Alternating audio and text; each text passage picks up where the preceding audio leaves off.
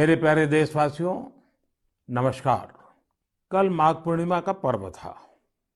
माघ का महीना विशेष रूप से नदियों, सरोवरों और जल स्रोतों से जुड़ा हुआ माना जाता है। हमारे शास्त्रों में कहा गया है, माघे निमग्ना सलिले सुशीते विमुक्त पापा त्रिदिवम प्रयान्ति। अर्थात माघ महीने में किसी भी पवित्र जलाशय में स्नान को पवित्र माना जाता है। दुनिया के हर समाज में नदी के साथ जुड़ी हुई कोई न कोई परंपरा होती ही है। नदी तट पर अनेक सभ्यताएं भी विकसित हुई हैं। हमारी संस्कृति क्योंकि हजारों वर्ष पुरानी है, इसलिए इसका विस्तार हमारे यहाँ और ज्यादा मिलता है। भारत में कोई ऐसा दिन नहीं होगा जब देश के किसी न किसी कोने में पानी से जुड़ा कोई उत्सव न हो। माघ के दिनों में तो लोग अपना घर, परिवार, सुख सुविधा छोड़कर पूरे महीने नदियों के किनारे कल्पवास करने जाते हैं। इस बार हरिद्वार में कुंभ भी हो रहा है। जल हमारे लिए जीवन भी है, आस्था भी है और विकास की धारा भी है। पानी एक तरह से पारस से भी ज्यादा महत्वपूर्ण है। कहा जाता है, पारस के स्पर्श से लोहा सोने में परिवर्तित हो जाता है। वैसे ही पानी का स्पर्श जीवन के लिए जरूरी है, विकास के लिए जरूरी है। साथियों, माघ महीने को जल से जोड़ने का संभवतः एक और भी कारण है। इसके बाद से ही सर्दियां खत्म हो जाती हैं और गर्मियों की दस्तक होने लगती हैं। इसलिए पानी के संरक्षण के लिए हमें अभी से ही प्रयास शुरू कर देने चाहिए। कुछ दिनों बाद मार्च महीने में ही 22 तारीख को वर्ल्ड वाटर डे भी है। मुझे यूपी की आराध्या जी ने लिखा है कि दुनिया में करोड़ों लोग अपने जीवन का बहुत बड़ा हिस्सा पानी की कमी को पूरा करने में ही लगा देते हैं। बिन पानी सब सून, ऐसे ही नहीं कहा गया है। पानी के संकट को हल करने के लिए एक बहुत ही अच्छा मैसेज पश्चिम बंगाल के उत्तर दिनाजपुर से सुजीत जी ने मुझे भेजा है। सुजीत जी ने लिखा है कि प्रकृति ने जल के रूप में हमें एक सामूहिक उपहार दिया है, इसलिए इसे बचाने की जिम्मेदारी भी सामूहिक है। ये बात सही है। जैसे सामूहिक उपहार है, वैसे ही सामूहिक उत्तरदायित्व भी है। सुजीत जी की बात बिल्कुल सही है। नदी, तालाब, झील, वर्षा या जमीन का पानी, ये सब हर किसी के लिए है। साथियों, एक समय था जब गांव में कुएं, पोखर, इनकी देखभाल सब मिलकर करते थे। अब ऐसा ही एक प्रयास तमिलनाडु के तिरुवन्नामलाई में हो रहा है। यहाँ स्थानीय लोगों ने अपने कुओं को संरक्षित करने के लिए अभियान चलाया हुआ है। ये लोग अपने इलाके में वर्षों से बंद पड़े सार्वजनिक कुओं को फिर से जीवित कर रहे हैं। मध्य प्रदेश के अगरोदा गांव की बबीता राजपूत जी भी जो कर रही है, उससे आप सभी को प्रेरणा मिलेगी। बबीता जी का गांव बुंदेलखंड में है। उनके गांव के पास कभी एक बहुत बड़ी झील थी जो सूख गई थी। उन्होंने गांव की ही दूसरी महिलाओं को साथ लिया और झील तक पानी ले जाने के लिए एक नहर बना दी। इस नहर से बारिश का पानी सीधे झील में जाने लगा। अब ये झील पानी से भरी रहती है। साथियों, उत्तराखंड के बागेश्वर में रहने वाले जगदीश कुनियाल जी का काम भी बहुत कुछ सिखाता है। जगदीश जी का गांव और आसपास का क्षेत्र पानी की जरूरतों के लिए एक प्राकृतिक स्रोत पर निर्भर था, लेकिन कई साल पहले ये स्रोत सूख गया। इससे पूरे इलाके में पानी का संकट गहराता चला गया। जगदीश जी ने इस संकट का हल वृक्षारोपण से करने की ठानी। उन्हें पूरे इलाके में गांव के लोगों के साथ मिलकर हजारों पेड़ लगाए और आज उनके इलाके का सूख चुका वो जल स्रोत फिर से भर गया है। साथियों, पानी को लेकर हमें इसी तरह अपनी सामूहिक जिम्मेदारियों को समझना होगा। भारत के ज्यादातर हिस्सों में मई जून में बारिश शुरू होती है। क्या हम अभी से अपने आसपास के जल स्रोतों की सफाई के लिए, वर्षा जल के संचयन के लिए 100 दिन का कोई अभियान शुरू कर सकते हैं? इसी सोच के साथ अब से कुछ दिन बाद जल शक्ति मंत्रालय द्वारा भी जल शक्ति अभियान कैच द रेन भी शुरू किया जा रहा है। इस अभियान का मूल मंत्र है catch the rain where it falls when it falls. हम अभी से जुटेंगे, हम पहले से जो रेन वाटर हार्वेस्टिंग सिस्टम है उन्हें दुरुस्त करवा लेंगे, गांवों में, तालाबों में, पोखरों की सफाई करवा लेंगे, जल स्रोतों तक जा रहे पानी के रास्ते की रुकावटें दूर कर लेंगे, तो ज्यादा से ज्यादा वर्षा जल का संचयन कर पाएंगे। मेरे प्यारे देशवासियों, जब भी माघ महीने और इसके आध्यात्मिक सामाजिक महत्व की चर्चा होती है, तो ये चर्चा एक नाम के बिना पूरी नहीं होती। ये नाम है संत रविदास जी का। माघ पूर्णिमा के दिन ही संत रविदास जी की जयंती होती है। आज भी संत रविदास जी के शब्द, उनका ज्ञान हमारा पथ प्रदर्शन करता है। उन्होंने कहा था, एकई माटी के सब भांडे, सबका एको सृजनहार। रविदास व्यापई एकई घट भीतर, सबको एकई घड़े कुम्हार। हम सभी एक ही मिट्टी के बर्तन हैं, हम सभी को एक ने ही गढ़ा है।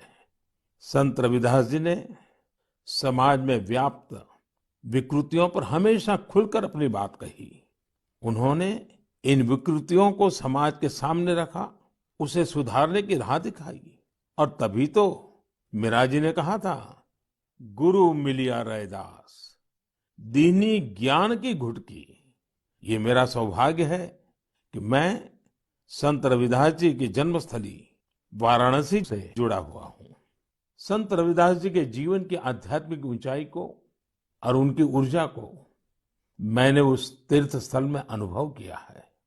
साथियों, रविदास जी कहते थे, करम बंधन में बंद रहियो, फल की नात जियो आस। कर्म मानुष का धर्म है, सत भाखे रविदास। अर्थात हमें निरंतर अपना कर्म करते रहना चाहिए, फिर फल तो मिलेगा ही मिलेगा। यानी कर्म से सिद्धि तो होती ही होती है। हमारे युवाओं को एक और बात संत रविदास जी से जरूर सीखनी चाहिए। युवाओं को कोई भी काम करने के लिए खुद को पुराने तौर तरीकों में बांधना नहीं चाहिए। आप अपने जीवन को खुद ही तय करिए, अपने तौर तरीके भी खुद बनाइए और अपने लक्ष्य भी खुद ही तय करिए। अगर आपका विवेक, आपका आत्मविश्वास मजबूत है, तो आपको दुनिया में किसी भी चीज से डरने की जरूरत नहीं है। मैं ऐसा इसलिए कहता हूं क्योंकि कई बार हमारे युवा एक चली आ रही सोच के दबाव में वो काम नहीं कर पाते जो करना वाकई उन्हें पसंद होता है। इसलिए आपको कभी भी नया सोचने, नया करने में संकोच नहीं करना चाहिए। इसी तरह संत रविदास जी ने एक और महत्वपूर्ण संदेश दिया है। ये संदेश है अपने पैरों पर खड़ा होना। हम अपने सपनों के लिए किसी दूसरे पर निर्भर रहें, ये बिल्कुल ठीक नहीं है। जो जैसा है वैसा चलता रहे, रविदास जी कभी भी इसके पक्ष में नहीं थे। और आज हम देखते हैं कि देश का युवा भी इस सोच के पक्ष में बिल्कुल नहीं है।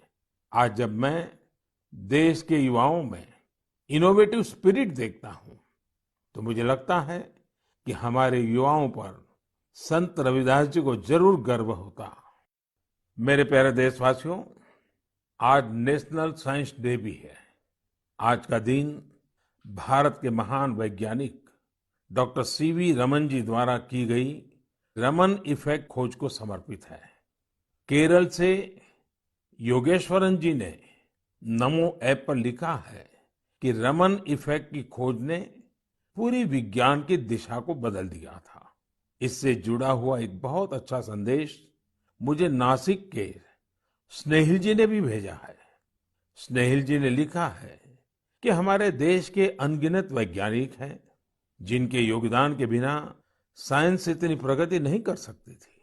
हम जैसे दुनिया के दूसरे वैज्ञानिकों के बारे में जानते हैं, वैसे ही हमें भारत के वैज्ञानिकों के बारे में भी जानना चाहिए। मैं भी मन की बात के इन श्रोताओं की बात से सहमत हूँ। मैं जरूर चाहूंगा कि हमारे युवा भारत के वैज्ञानिक इतिहास को, हमारे वैज्ञानिकों को जाने, समझे और खूब पढ़ें। साथियों, जब हम साइंस की बात करते हैं तो कई बार इसे लोग फिजिक्स, केमिस्ट्री या फिर लैब्स तक ही सीमित कर देते हैं, लेकिन साइंस का विस्तार तो इससे कहीं ज्यादा है। और आत्मनिर्भर भारत अभियान में साइंस की शक्ति का बहुत योगदान भी है। हमें साइंस को लैब टू लैंड के मंत्र के साथ आगे बढ़ाना होगा। उदाहरण के तौर पर हैदराबाद के चिंतला वेंकट रेड्डी जी हैं। रेड्डी जी के एक डॉक्टर मित्र ने उन्हें एक बार विटामिन डी की कमी से होने वाली बीमारियां और उसके खतरों के बारे में बताया। रेड्डी जी किसान हैं। उन्होंने सोचा कि वो इस समस्या के समाधान के लिए क्या कर सकते हैं। इसके बाद उन्होंने मेहनत की और गेहूं चावल की ऐसी प्रजातियों को विकसित की जो खास तौर पर विटामिन डी से युक्त है। इसी महीने उन्हें World Intellectual Property Organization Geneva से पेटेंट भी मिली है। ये हमारी सरकार का सौभाग्य है कि वेंकट रेड्डी जी को पिछले साल पद्मश्री से भी सम्मानित किया था। ऐसे ही बहुत इनोवेटिव तरीके से लद्दाख के उरगेन फुत्सौग भी काम कर रहे हैं। उरगेन जी इतनी ऊंचाई पर ऑर्गेनिक तरीके से खेती करके करीब 20 फसलें उगा रहे हैं, वो भी साइक्लिक तरीके से। यानी वो एक फसल के वेस्ट को दूसरी फसल में खाद के तौर पर इस्तेमाल कर लेते हैं। है ना कमाल की बात। इसी तरह गुजरात के पाटन जिले में कामराज भाई चौधरी ने घर में ही सहजन के अच्छे बीज विकसित किए हैं। सहजन को कुछ लोग सरगवा बोलते हैं, इसे मोरिंगा या ड्रमस्टिक भी कहा जाता है। अच्छे बीजों की मदद से जो सहजन पैदा होता है उसकी क्वालिटी भी अच्छी होती है। अपनी उपज को वो अब तमिलनाडु और पश्चिम बंगाल भेजकर अपनी आय भी बढ़ा रहे हैं। साथियों, आजकल चिया सीड्स का नाम आप लोग बहुत सुनते होंगे। हेल्थ अवेयरनेस से जुड़े लोग इसे काफी महत्व देते हैं और दुनिया में इसकी बड़ी मांग भी है। भारत में इसे ज्यादातर बाहर से मंगाते हैं, लेकिन अब चिया सीड्स में आत्मनिर्भरता का बीड़ा भी लोग उठा रहे हैं। ऐसे ही यूपी के बाराबंकी में हरिश्चंद्र जी ने चिया सीड्स की खेती शुरू की है। चिया सीड्स की खेती उनकी आय भी बढ़ाएगी और आत्मनिर्भर भारत अभियान में मदद भी करेगी। साथियों, एग्रीकल्चर वेस्ट से वेल्थ क्रिएट करने के भी कई प्रयोग देश भर में सफलतापूर्वक चल रहे हैं। जैसे मदुरई के मुरुगेसन जी ने केले के वेस्ट से रस्सी बनाने की एक मशीन बनाई है। मुरुगेसन जी के इस इनोवेशन से पर्यावरण और गंदगी का भी समाधान होगा और किसानों के लिए अतिरिक्त आय का रास्ता भी बनेगा। साथियों, मन की बात के श्रोताओं को इतने सारे लोगों के बारे में बताने का मेरा मकसद यही है कि हम सभी इनसे प्रेरणा लें। जब देश का हर नागरिक अपने जीवन में विज्ञान का विस्तार करेगा, हर क्षेत्र में करेगा, तो प्रगति के रास्ते भी खुलेंगे और देश आत्मनिर्भर भी बनेगा। और मुझे विश्वास है ये देश का हर नागरिक कर सकता है। मेरे प्यारे साथियों, कोलकाता के रंजन जी ने अपने पत्र में बहुत ही दिलचस्प और बुनियादी सवाल पूछा है और साथ ही बेहतरीन तरीके से उसका जवाब भी देने की कोशिश की है। वे लिखते हैं कि जब हम आत्मनिर्भर होने की बात करते हैं तो इसका हमारे लिए क्या अर्थ होता है। इसी सवाल के जवाब में उन्होंने खुद ही आगे लिखा है कि आत्मनिर्भर भारत अभियान केवल एक गवर्नमेंट पॉलिसी नहीं है, बल्कि एक नेशनल स्पिरिट है। वो मानते हैं कि आत्मनिर्भर होने का अर्थ है कि अपनी किस्मत का फैसला खुद करना, यानी स्वयं अपने भाग्य का नियंता होना। रंजन बाबू की बात 100% सही है। उनकी बात को आगे बढ़ाते हुए मैं ये भी कहूंगा कि आत्मनिर्भरता की पहली शर्त होती है अपने देश की चीजों पर गर्व होना, अपने देश के लोगों द्वारा बनाई वस्तुओं पर गर्व होना। जब प्रत्येक देशवासी गर्व करता है, प्रत्येक देशवासी जुड़ता है, तो आत्मनिर्भर भारत सिर्फ एक आर्थिक अभियान न रहकर एक नेशनल स्पिरिट बन जाता है। जब आसमान में हम अपने देश में बने फाइटर प्लेन तेजस को कलाबाजियां खाते देखते हैं, जब भारत में बने टैंक, भारत में बनी मिसाइलें हमारा गौरव बढ़ाते हैं, जब समृद्ध देशों में हम मेट्रो ट्रेन के मेड इन इंडिया कोचेस देखते हैं, जब दर्जनों देशों तक made in India corona vaccine को पहुंचते ही देखते हैं, तो हमारा माथा और ऊंचा हो जाता है। और ऐसा ही नहीं है कि बड़ी बड़ी चीजें ही भारत को आत्मनिर्भर बनाएगी। भारत में बने कपड़े, भारत के टैलेंटेड कारीगरों द्वारा बनाया गया हैंडीक्राफ्ट का सामान, भारत के इलेक्ट्रॉनिक उपकरण, भारत के मोबाइल, हर क्षेत्र में हमें इस गौरव को बढ़ाना होगा। जब हम इसी सोच के साथ आगे बढ़ेंगे, तभी सही मायने में आत्मनिर्भर बन पाएंगे। और साथियों, मुझे खुशी है कि आत्मनिर्भर भारत का ये मंत्र देश के गांव-गांव में पहुंच रहा है। बिहार के बेतिया में यही हुआ है, जिसके बारे में मुझे मीडिया में पढ़ने को मिला। बेतिया के रहने वाले प्रमोद जी दिल्ली में एक टेक्नीशियन के रूप में एलईडी बल्ब बनाने वाली फैक्ट्री में काम करते थे। उन्होंने इस फैक्ट्री में कार्य करने के दौरान पूरी प्रक्रिया को बहुत बारीकी से समझा, लेकिन कोरोना के दौरान प्रमोद जी को अपने घर वापस लौटना पड़ा। आप जानते हैं, लौटने के बाद प्रमोद जी ने क्या किया? उन्होंने खुद एलईडी बल्ब बनाने की एक छोटी सी यूनिट ही शुरू कर दी। उन्होंने अपने क्षेत्र के कुछ युवाओं को साथ लिया और कुछ ही महीनों में फैक्ट्री वर्कर से लेकर फैक्ट्री ओनर बनने तक का सफर पूरा कर दिया, वह भी अपने ही घर में रहते हुए। एक और उदाहरण है यूपी के गढ़मुक्तेश्वर का। गढ़मुक्तेश्वर से श्रीमान संतोष जी ने लिखा है कि कैसे कोरोना काल में उन्होंने आपदा को अवसर में बदला। संतोष जी के पुरखे शानदार कारीगर थे, चटाई बनाने का काम करते थे। कोरोना के समय जब बाकी काम रुके, तो इन लोगों ने बड़ी ऊर्जा और उत्साह के साथ चटाई बनाना शुरू किया। जल्द ही उन्हें न केवल उत्तर प्रदेश बल्कि दूसरे राज्यों से भी चटाई के ऑर्डर मिलने शुरू हो गए। संतोष जी ने यह भी बताया है, इससे इस क्षेत्र की सैकड़ों साल पुरानी खूबसूरत कला को भी एक नई ताकत मिली है। साथियों, देश भर में ऐसे कई उदाहरण हैं जहां लोग आत्मनिर्भर भारत अभियान में इसी तरह अपना योगदान दे रहे हैं। आज यह एक भाव बन चुका है जो आम जनों के दिलों में प्रवाहित हो रहा है। मेरे प्यारे देशवासियों, मैंने नमो ऐप पर गुड़गांव निवासी मयूर की एक इंटरेस्टिंग पोस्ट देखी। वे पैशनेट बर्ड वॉचर और नेचर लवर है। मयूर जी ने लिखा है कि मैं तो हरियाणा में रहता हूं, लेकिन मैं चाहता हूं कि आप असम के लोगों और विशेष रूप से काजीरंगा के लोगों की चर्चा करें। मुझे लगा कि मयूर जी राइनोज के बारे में बात करेंगे, जिन्हें वहां का गौरव कहा जाता है। लेकिन मयूर जी ने काजीरंगा में वाटरफाउल्स की संख्या में हुई बढ़ोतरी को लेकर असम के लोगों की सराहना के लिए कहा है। मैं ढूंढ रहा था कि हम वाटरफाउल्स को साधारण शब्दों में क्या कह सकते हैं, तो एक शब्द मिला, जल पक्षी। ऐसे पक्षी जिनका बसेरा पेड़ों पर नहीं पानी पर होता है, जैसे बतख वगैरह। Kaziranga national park and tiger reserve authority कुछ समय से एनुअल वाटरफाउल सेंसस करती आ रही है। इस सेंसस से जल पक्षियों की संख्या का पता चलता है और उनके पसंदीदा हैबिटेट की जानकारी मिलती है। अभी 2-3 सप्ताह पहले ही सर्वे फिर हुआ है।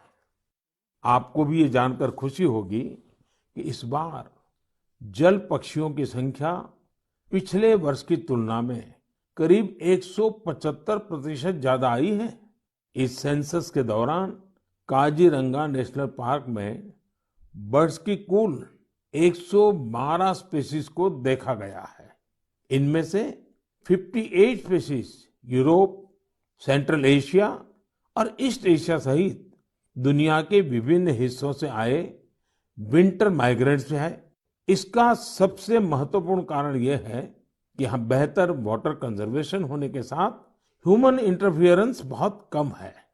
वैसे कुछ मामलों में पॉजिटिव ह्यूमन इंटरफियरेंस भी बहुत महत्वपूर्ण होता है। असम के श्री जादव पायेंग को ही देख लीजिए। आप में से कुछ लोग उनके बारे में जरूर जानते होंगे। अपने कार्यों के लिए उन्हें पद्म सम्मान मिला है। श्री जादव पायेंग वो शख्स हैं जिन्होंने असम में मजुली आइलैंड में करीब 300 हेक्टेयर प्लांटेशन में अपना सक्रिय योगदान दिया है। वे वन संरक्षण के लिए काम करते रहे हैं और लोगों को प्लांटेशन एवं बायोडायवर्सिटी के कंजर्वेशन को लेकर प्रेरित करने में भी जुटे हुए हैं। साथियों, असम में हमारे मंदिर भी प्रकृति के संरक्षण में अपनी अलग ही भूमिका निभा रहे हैं। यदि आप हमारे मंदिरों को देखेंगे तो पाएंगे कि हर मंदिर के पास तालाब होता है। हजो स्थित हयाग्रीव मधेब मंदिर, सोनितपुर के नागशंकर मंदिर और गुवाहाटी में स्थित उग्रतारा टेम्पल के पास इस प्रकार के कई तालाब हैं। इनका उपयोग विलुप्त होते कछुओं की प्रजातियों को बचाने के लिए किया जा रहा है। असम में कछुओं की सबसे अधिक प्रजातियां पाई जाती हैं। मंदिरों के ये तालाब कछुओं के संरक्षण, प्रजनन और उनके बारे में प्रशिक्षण के लिए एक बेहतरीन स्थल बन सकते हैं। मेरे प्यारे देशवासियों, कुछ लोग समझते हैं कि इनोवेशन करने के लिए आपका साइंटिस्ट होना जरूरी है। कुछ सोचते हैं कि दूसरों को कुछ सिखाने के लिए आपका टीचर होना जरूरी है। इस सोच को चुनौती देने वाले व्यक्ति हमेशा सराहनीय होते हैं। अब जैसे क्या कोई किसी को सोल्जर बनने के लिए प्रशिक्षित करता है तो क्या उसको सैनिक होना जरूरी है? आप सोच रहे होंगे कि हाँ, जरूरी है। लेकिन यहाँ थोड़ा सा ट्विस्ट है। माय गॉव पर कमलकांत जी ने मीडिया की एक रिपोर्ट साझा की है जो कुछ अलग बात कहती है। ओडिशा में अराखुड़ा में एक सज्जन है नायक सर। वैसे तो इनका नाम सिलू नायक है, पर सब उन्हें नायक सर ही बुलाते हैं। दरअसल वे मैन ऑन अ मिशन है। वह उन युवाओं को मुफ्त में प्रशिक्षित करते हैं जो सेना में शामिल होना चाहते हैं। नायक सर के ऑर्गेनाइजेशन का नाम महागुरु बटालियन है। इसमें फिजिकल फिटनेस से लेकर इंटरव्यूज तक और राइटिंग से लेकर ट्रेनिंग तक इन सभी पहलुओं के बारे में बताया जाता है। आपको यह जानकर हैरानी होगी कि उन्होंने जिन लोगों को प्रशिक्षण दिया है, उन्होंने थल सेना, जल सेना, वायु सेना, सीआरपीएफ, बीएसएफ ऐसे यूनिफॉर्म फोर्सेस में अपनी जगह बनाई है। वैसे आप ये जानकर भी आश्चर्य से भर जाएंगे कि सिलू नायक जी ने खुद ओडिशा पुलिस में भर्ती होने के लिए प्रयास किया था, लेकिन वो सफल नहीं हो पाए। इसके बावजूद उन्होंने अपने प्रशिक्षण के दम पर अनेक युवाओं को राष्ट्र सेवा के योग्य बनाया है। आइए हम सब मिलकर नायक सर को शुभकामना दें कि वह हमारे देश के लिए और अधिक नायकों को तैयार करें। साथियों, कभी-कभी बहुत छोटा और साधारण सा सवाल भी मन को झकझोर जाता है। ये सवाल लंबे नहीं होते हैं, बहुत सिंपल होते हैं, फिर भी वे हमें सोचने पर मजबूर कर देते हैं। कुछ दिन पहले हैदराबाद की अपर्णा रेड्डी जी ने मुझसे ऐसा ही एक सवाल पूछा। उन्होंने कहा कि आप इतने साल से पीएम है, इतने साल सीएम रहे, क्या आपको कभी लगता है कि कुछ कमी रह गई? अपर्णा जी का सवाल बहुत सहज है, लेकिन उतना ही मुश्किल भी। मैंने इस सवाल पर विचार किया और खुद से कहा, मेरी एक कमी ये रही कि मैं दुनिया की सबसे प्राचीन भाषा तमिल सीखने के लिए बहुत प्रयास नहीं कर पाया। मैं तमिल नहीं सीख पाया। यह एक ऐसी सुंदर भाषा है जो दुनिया भर में लोकप्रिय है। बहुत से लोगों ने मुझे तमिल लिटरेचर की क्वालिटी और इसमें लिखी गई कविताओं की गहराई के बारे में बहुत कुछ बताया है।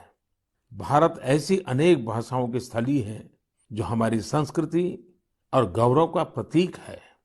भाषा के बारे में बात करते हुए मैं एक छोटी सी इंटरेस्टिंग क्लिप आप सबके साथ साझा करना चाहता हूँ। भवतां सर्वेषां हार्दं हार्दं स्वागतम् अस्ति। एकता मूर्त्याः दक्षिणतः सातपुला पर्वतमाला अस्ति। एकता मूर्त्याः वामतः विन्ध्याचल पर्वतमाला अस्ति। एकता मूर्त्याः नर्मदा नदीस्य उपरि भागे वर्तते। अहम् एकता मूर्त्याः कार्यकर्ता अस्ति। सरदार वल्लभभाई पटेलः लोह पुरुषः इति उच्यते। दरअसल अभी जो आप सुन रहे थे वो स्टैच्यू ऑफ यूनिटी पर एक गाइड संस्कृत में लोगों को सरदार पटेल की दुनिया की सबसे ऊंची प्रतिमा के बारे में बता रही है। आपको जानकर खुशी होगी कि केवड़िया में 15 से ज्यादा गाइड धारा प्रवाह संस्कृत में लोगों को गाइड करते हैं। अब मैं आपको एक और आवाज सुनवाता हूँ। कन्निकं प्रच्छेदकाय कान्हा ब्रह्मचारी कन्दुकं प्रक्षिप्तवान् तदा तदा संस्कृत महाविद्यालयस्य दलनायकः अखिलेश पाण्डेयः तीव्रगत्या कण्ठफलकेन कन्दुकं ताडितं तदा आकाशमार्गेण उड्डयन् कन्दुकं सीमारेखातः बहिर्गतं ततः खण्डधावनम् तेषां कोशे खण्डधावनम्। आप भी इसे सुनकर हैरान हो गए होंगे। दरअसल ये संस्कृत में की जा रही क्रिकेट कमेंट्री है। वाराणसी में संस्कृत महाविद्यालयों के बीच एक क्रिकेट टूर्नामेंट होता है। ये महाविद्यालय है शास्त्रार्थ महाविद्यालय, स्वामी वेदांती वेद विद्यापीठ, श्री ब्रह्मवेद विद्यालय और इंटरनेशनल चंद्रमौली चैरिटेबल ट्रस्ट। इस टूर्नामेंट के मैचों के दौरान कमेंट्री संस्कृत में भी की जाती है।